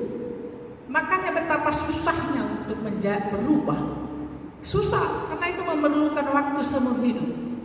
Sekalipun kita sekolah sampai setinggi apapun, bahkan Alkitab ini titik komanya kita hafal sekalipun. Karena apa yang namanya kehidupan kita di dunia ini tantangan terberat. Mari kita bandingkan dengan pencobaan Yesus di padang gurun. Pertama, apa yang dia cobai? 1, iblis mencobai Yesus. 1, roti. Kan gitu. Sekarang pertanyaan, udah lulus kita enggak dari percobaan roti? Kebutuhan. Enggak, belum lulus kita di kebutuhan, Bapak Ibu. Hanya perkara soal makanan kita belum lulus. Makanya timbul keserakahan. Kalau nggak ngapain ada korupsi. Kalau cukup ada kata cukup. Karena tak cukup. Padahal cuma roti sejengkal perutnya bisa kita makan, dan bisa. Sulit sekali. Baru perkara apa lagi? Kuasa, harga diri dan seterusnya. Banyak hal. Cuma satulah manusia yang bisa menang atas pencobaan, Yesus. Lainnya nggak ada. Sulit untuk menang atas pencobaan itu, bahkan muridnya sendiri. Yang mau saya katakan, Yudas dekat dengan Yesus, tapi hatinya jauh. Kan begitu Bapak Ibu? Dekat dengan Yesus, tapi hatinya jauh. kita semua para hamba-hamba Tuhan itu pun bisa jadi mempunyai pola yang salah. Banyak orang menjadi pendeta jadi murtad juga. Banyak sekali. Sekarang pertanyaannya mengapa? Ya tidak tahu. Apakah dia tidak lulus pencobaan 1, 2, dan 3? Kan begitu Bapak Ibu. Kalau sudah lulus pencobaan itu nggak akan pernah dia bisa murtad apapun katanya. Tentu tidak lulus. Inilah sulitnya hidup ini. Karena dunia ini menawarkan keindahan. Bagaimana caranya? Back to basic. Kembali ke dasar hati kita yang paling dalam. Untuk apa kita percaya kepada Yesus? Itu saja. Apakah kepercayaan kita ini bisa berkembang mengalahkan keinginannya? Itu saja. Kalau seandainya kita bisa mampu mengalahkan keinginan daging, nggak ada pernah terpikir dalam hati kita untuk menjauh dari Tuhan, apapun yang terjadi. Sama seperti Ayub. Apa kata Ayub? Kalau kita seperti Ayub, sanggup nggak kita itu? Apa ujian yang terberat bagi Ayub? Dia tidak masalah persoalan hartanya habis, sebab dia tidak terikat dengan hartanya. Pertanyaan, apakah kita masih terikat dengan harta kita? Ayub tidak terikat, habis di situ. Kemudian ketika keluarganya mati semua, apakah Ayub mengutiki Tuhan? Tidak. Sekarang kalau itu berada sama kita bagaimana? Kan gitu Bapak Ibu. Tetapi apa kata Ayub? Tuhan yang memberi, Tuhan yang mengambil, terpujilah namanya. Jempol. Gak bisa. Bahkan murid Yesus sendiri pun gak sanggup seperti Ayub. Itulah Yudas. Pembelajaran yang cukup dalam bagi kita. Jadi Bapak Ibu, selama di dunia inilah kesempatan bagi kita untuk berlomba seperti kata Rasul Paulus. Selama di dunia ini. Karena kalau sudah nanti di sana, atau kita contohnya tidak mendapat bagian dalam kerajaan surga, berjuta-juta, bermiliar-miliar, berlaksa-laksa manusia doa untuk menaikkan orang dari neraka ke surga, nggak ada bisa. Nggak bisa. Bukankah itu dikatakan dalam Lazarus, si orang kaya dan Lazarus si miskin? Ada di situ firman Tuhan, ada itu semuanya. Kalau dia tidak mendengarkan, dia nggak bisa. Jadi kita semuanya mendengarkan. Maka Yesus sekali berkata, selalu Yesus berkata dari Matius sampai itu Injil ya. Yesus berkata, kemudian banyak lagi di Wahyu. Apa katanya? Barang siapa bertelinga hendaklah mendengar. Tidak ada pemaksaan. Memang dunia tempatnya itu uji coba. Kan begitu Bapak Ibu. Siapakah bisa menjadi pemenang atau tidak? Makanya Yesus selalu berkata, siapa yang bertelinga hendaklah mendengar. Telinga dikasih dua menurut suku. Kalau kita menurut kita harus menang, berjuanglah. Sama seperti ketika bangsa Israel keluar dari padang gurun, 20 tahun ke atas out. Mereka tidak sampai ke tanah Kanaan. Bayangkan itu. 0 sampai 40 tahun. 0 sampai 40 tahun generasi baru yang sampai ke tanah Kanaan. Seperti itulah kita. Yang mana kita? Mau generasi yang 40 tahun ke atas atau generasi 10 tahun ke bawah. Memang mari kita berjuang. Aku bukan petinju sembarangan. Aku bukan orang Kristen sembarangan. Kan begitu?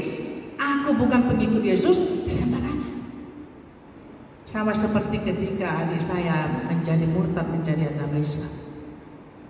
Sedangkali lah pulangnya adik iparku laki-laki ini. Wah, dia ada tukang azan ya. Bersorak-sorak. Saya pikir luar biasa nasib Tanino Tuhan. Saya katakan bangga dia menunjukkan kesombongan diri. Saya katakan, kau salah.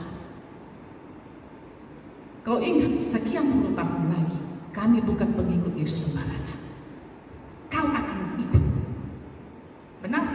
Akhirnya menjadi orang Kristen. Kalau kita mempunyai prinsip seperti itu, kita akan bisa mengalahkan dunia. Amin Bapak Ibu.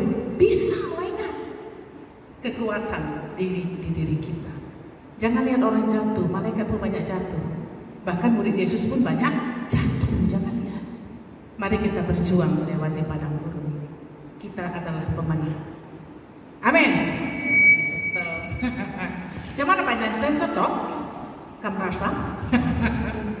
Oke, baik Ibu Pendeta, terima kasih. Satu penanya terakhir ya Bapak Ibu sebelum kita tutup dan akhiri kegiatan kita di sore hari. Terima kasih. Silakan satu penanya terakhir. Ada Pak Rito? Langsung ini ya, nggak boleh gambar dua gitu. Ini Pak Pendeta lagi. Dua pertanyaan boleh. Tapi satu orang aja. Tapi memang waktunya memang ya. Nah, karena satu lagi ya, Nang. Satu pertanyaan aja lah. Hah? 3 menit lagi. Nah, secara konklusi aja, Nang. Bagaimana sih untuk mendapatkan pembangunan akal budi tadi, Nang? Itu aja, Nang. Makasih.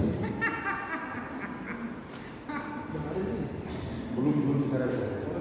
Bapak Pendeta, bagaimana itu mendapatkan pembaharuan akal budi? Coba dulu.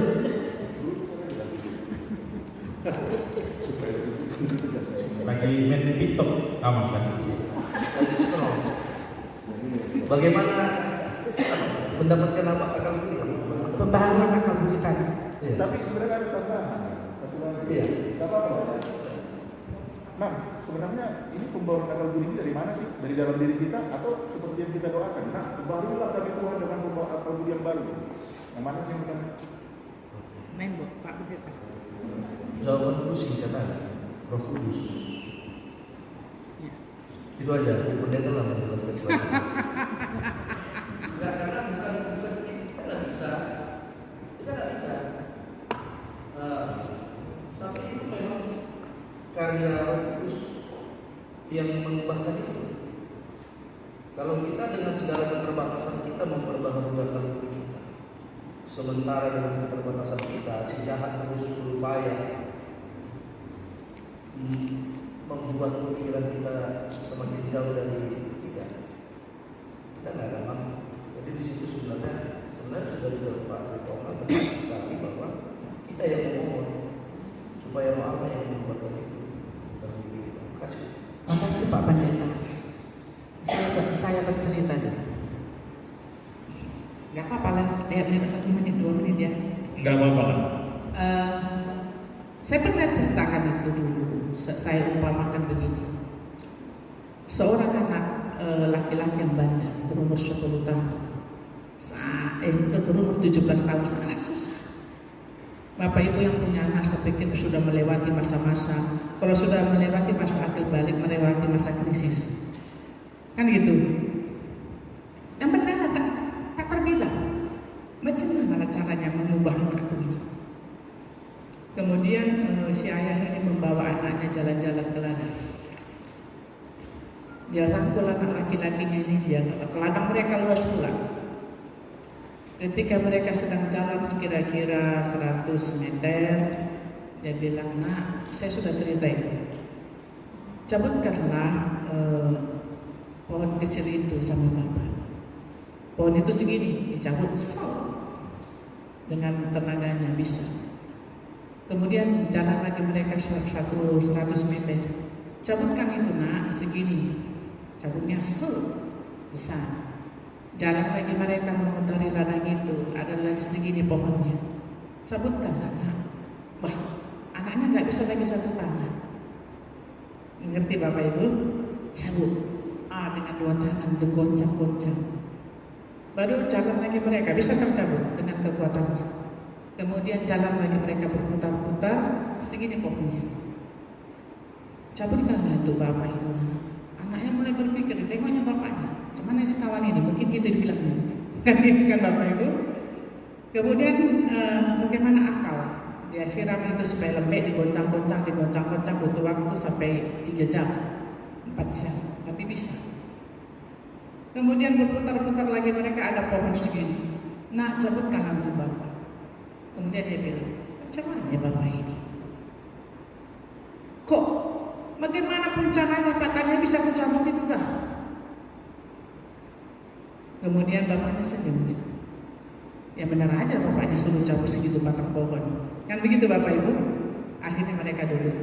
Nah, karena kebiasaan kita yang kecil masih bisa loh kita ubah dengan kekuatan kita. Mengerti Bapak Ibu?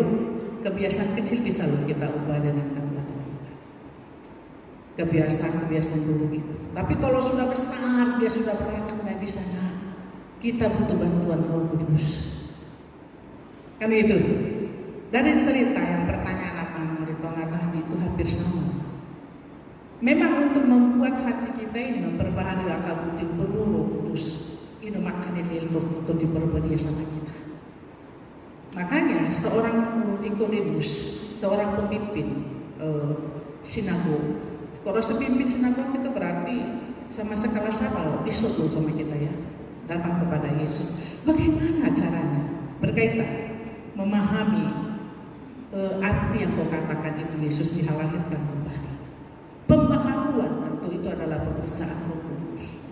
Masalahnya hati kita bersediakah? Sama seperti kita kaitkan dengan tadi yang perkataan Ibu Willy. Kan begitu Bapak Ibu? Bisakah? Gak bisa Ibu Willy? Kan sama dengan kalau kamu mau datang, oke, kita akan berusaha. Seperti itu mah. Bagaimana? Tapi pengetahuan itu harus. Jangan gara-gara ini berhenti membaca Alkitab udah salah itu. Tetapi membaca Alkitab itu akan kita hidupi pelan-pelan. Bukan hanya di kepala saja. Setuju Bapak Ibu? Harus itu kita hidupkan di dalam hati. Harus bisa. Jadi sekarang pandangan kita dengan orang lain berubah. Pelan-pelan. Sering sekali kita tidak sadar kita ingin orang lain berubah, kita tidak berubah. Sama seperti seorang istri. Aku yang jengkelan nengok suamiku, suka-sukanya aja, sudah pulang kerja, mau pulang, mau pergi lagi, memancing. Contoh ya. Contoh, mau pergi lagi, olahraga, apa yang tidak paham aku ini? Gitu. Kemarin Jos Mayer lah, itu korban Jos Mayer, saya dengarkan. Kemudian Jos Mayer bilang, sekarang aku salah, aku berdoa Tuhan, tobatkanlah suamiku. Ini doanya Jos Mayer. Berkali-kali dia bergumul tentang itu. Kemudian Jos Mayer, Tuhan berbicara, katanya, oh Jos Mayer, kau yang berubah. Mindsetmu yang berubah aku. Jangan kekang orang lain, nikmatilah. Kalau suamimu suka memancing, gak ikutlah kau dengan dia. Seperti itu gitu, mindset kita yang harus berubah. Bukan kita memaksa orang lain untuk berubah. Mengerti Bapak Ibu? Ini yang mau dikatakan di sini. Amin. Oke.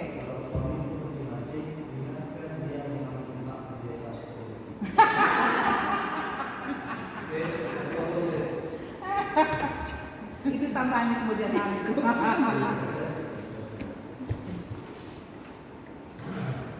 Sudah Bapak Ibu? Ada lagi, marilah kita tutup pembahasan kita ini. Mana nih contoh mustasab itu? Yuk, nomor ini saja lah. Saat kita melihat jalanmu, nomor berapa ini? 8. Mana-mana ini pakar-pakar suara nyanyi ini.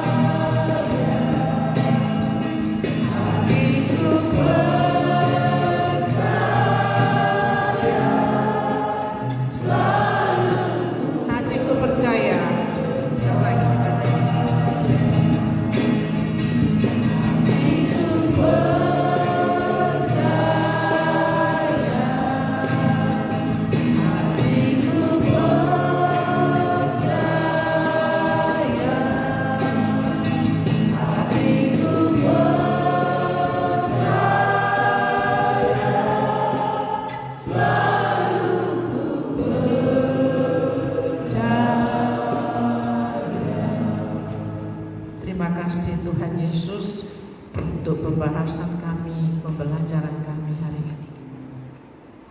Ya Tuhan, kami tahu apa yang Kau inginkan dalam hidup kami, menjadi serupa dengan. Tetapi menuju ke situ proses yang cukup panjang, bahkan menahun, sampai kami disempurnakan oleh Tuhan. Bapa yang baik, sebab kami adalah milik-Mu, gambaran. Dan Engkau ingin supaya kami juga mengikuti teladan-Mu sama seperti yang Kau lakukan. Hendaknya seperti itu. Tetapi kami terbentur dalam banyak hal selama kami di dunia ini. Tetapi dunialah tempat kami lulus atau tidak. Bantu kami Tuhan Yesus untuk membuka hati kami, pikiran kami dan sesungguhnya, supaya kami benar-benar Tuhan Yesus bisa memandang wajah-Mu. Kami sangat memerlukan bantuan kuasa Roh Kudus. Kami tahu bahwa kuasa Roh Kudus-Mu ada di hati kami untuk membantu kami mengerti tentang. Namun harus kami akui Tuhan bahwa kami yang selalu mengabaikan suara-Mu yang ada di hati kami. Oleh sebab itu, melalui apa yang kami bicarakan dan renungkan saat ini akan membuat kami bisa memahami. Kami anak-anak-Mu Tuhan, berada di dalam kasih karunia-Mu.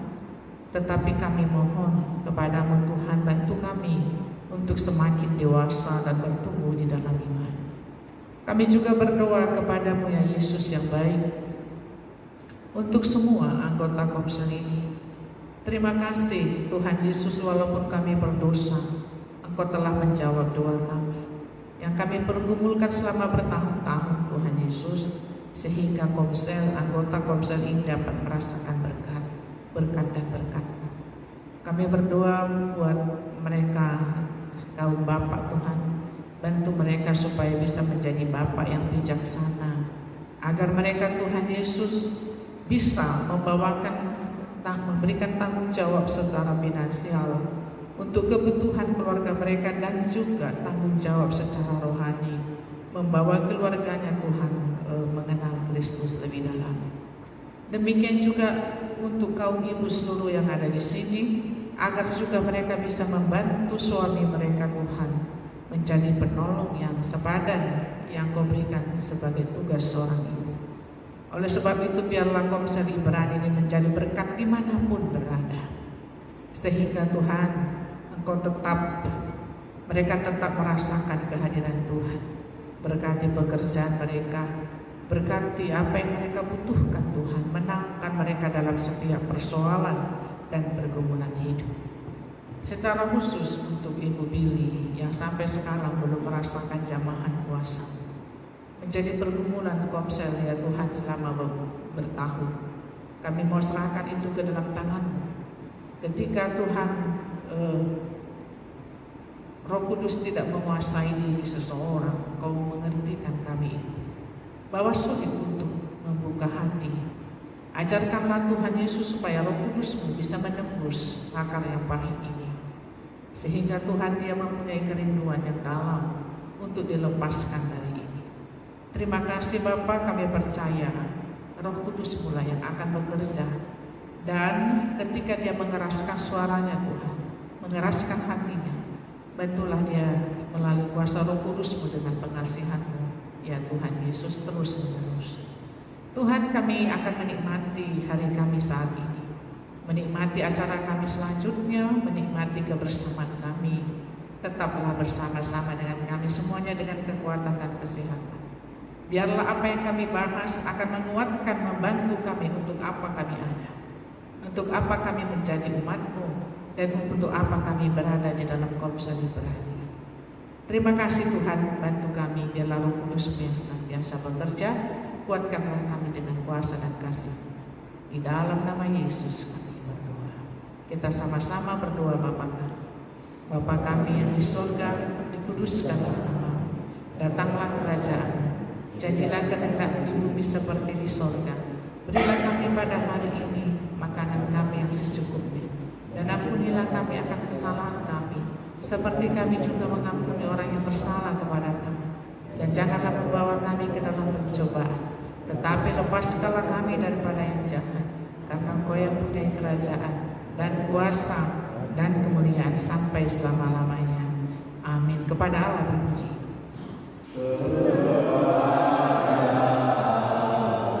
Beri puji serta kepada Al-Masih, Rohul Kudus muliakan, berkuasa dan berkasihan.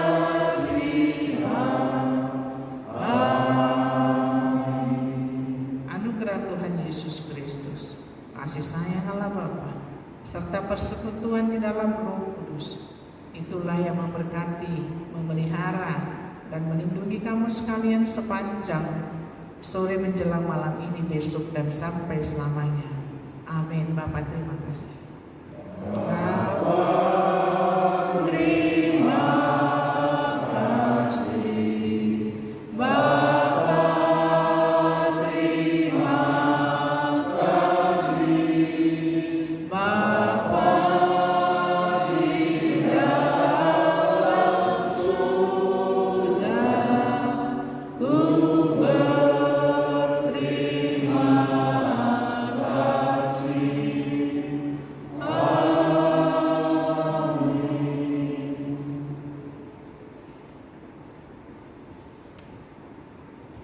Amin. Salam.